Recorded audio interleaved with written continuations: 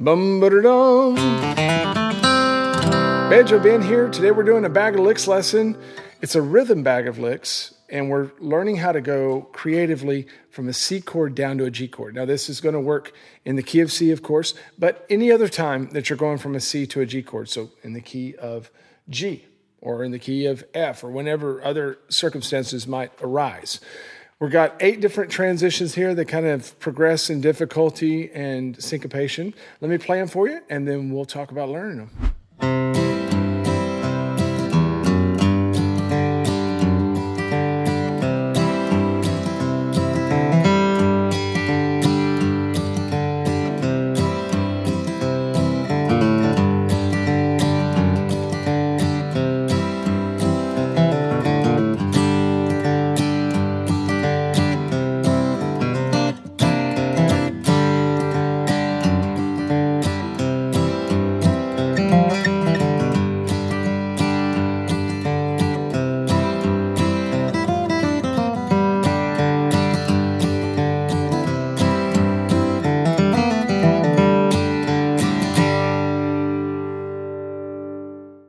Which one's your favorite? There's a lot of variants in there, a lot of cool different ways to get there. I love learning these because when you're playing a song that can be repetitive in its chord progression, it can get old to always go to the chord the same way or to just flash change the chord and not lead the listener's ear there. So this is 8 different ways that we can creatively take the listener there. And don't forget that I have bag of licks lessons from G to C, and from G to D and D to G and all that good stuff too. Just go on over to banjobenclark.com, become a Gold Pit member. You can access all those lessons, including this full lesson, get the tab, and see hundreds of lessons for banjo, guitar, and mandolin. Let's dive into these basic walks to start with. Let's start simple just by using some of the notes in our major scale. So we're going to assume we're in the key of G. So we're going to use an F sharp down here that's in the G major scale, although it would sound fine if you're in the key of C to use that. But if it sounded a little off, you could also substitute the first fret. But here's how I have it written.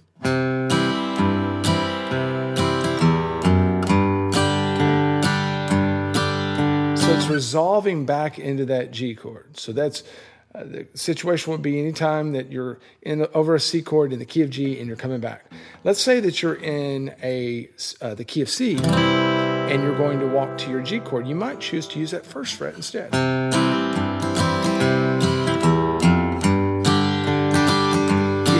You hear how even that one note change changes the context for how you're hearing the transition. Pretty doggone cool. Let's play it one more time together.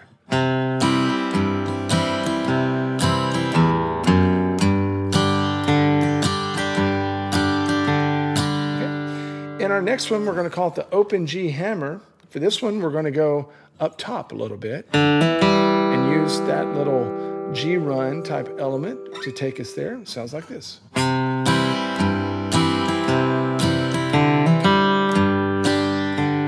I really like this one because it's going to, when you hammer on and then land on that G note's going to ring out, and it's a preview for where you're going. Because when we do this hammer-on in that second measure, we're not to the G chord yet, but it's like it's calling out, here comes the G, and then we back it up by going down to this low root. Comes the G. Now, if you want to make this a little bit more bluesy, you could, instead of hammering to the 2, you could hammer to the 3. What does that sound like? A little different attitude, right? You don't even have to play that open G string. You could freeze right on the hammer.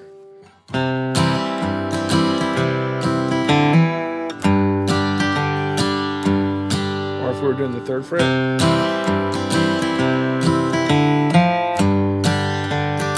Mess with the rhythm like that too, right?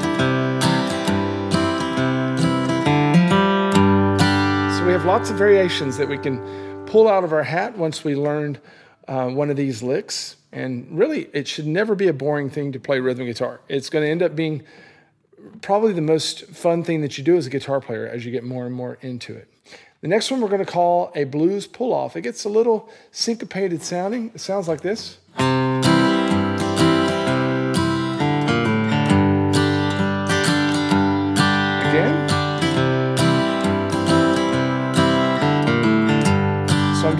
pull off on the first fret. And it's important that we watch our pick stroke directions, because if you're not watching those, it's going to be more difficult to play. But let's just isolate the second half of that second measure and look at that lick. So I'm starting with the downstroke on the D string, then I'm going to upstroke on the A string, pulling off, and another upstroke on your D string to set you up for that G chord. Very slowly.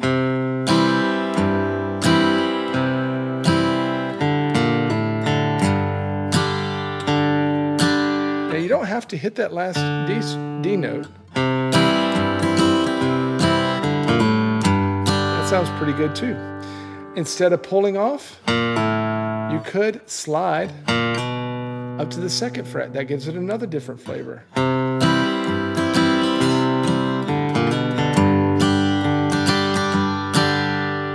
But that wouldn't be so much of a bluesy pull off anymore, would it? So we've got two different flavors there. One with the pull off, and one with a hammer-on.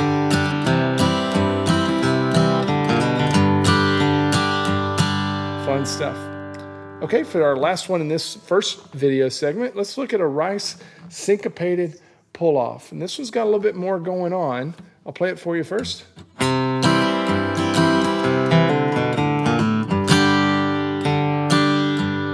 Again.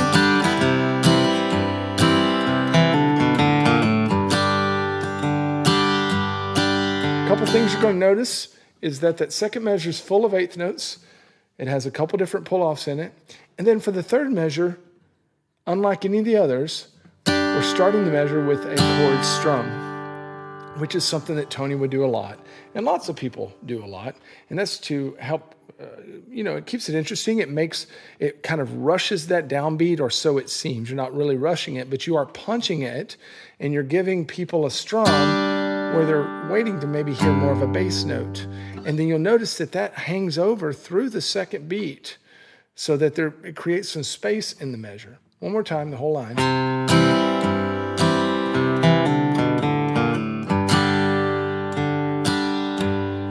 Let's just isolate that one measure, the second measure.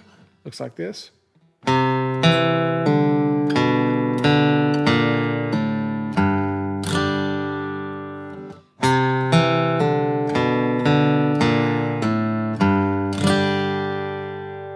Whole thing.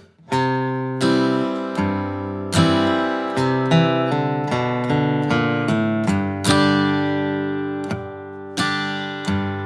little faster. 1, 2, ready, go.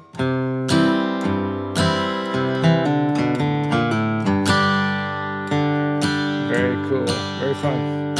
All right, let's play all four of these back to back, and then we'll move on to our next four. 1, 2, ready, go. The bass walk,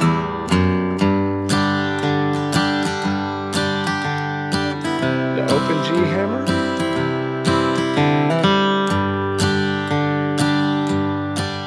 the blues pull off,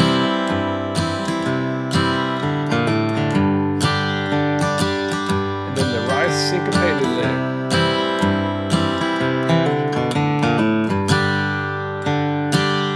Fun stuff. Okay, if you want to learn the next four, we're going to get into some C7 add 9 syncopated stuff and some more Doc Watson type things. You want to come on over to the website, banjobenclark.com? Just do it. Come on over. Be a Gold Pick member. You can access the rest of this lesson, download the tabs, and hundreds of other lessons for rhythm, lead, banjo, mandolin, and guitar. Let's keep learning. The next one's called a Watson-style descent. Of course, Doc Watson. He loved to jump up high and walk down into his chords, and that's what we're going to do. Sounds like this, and we'll isolate that second measure.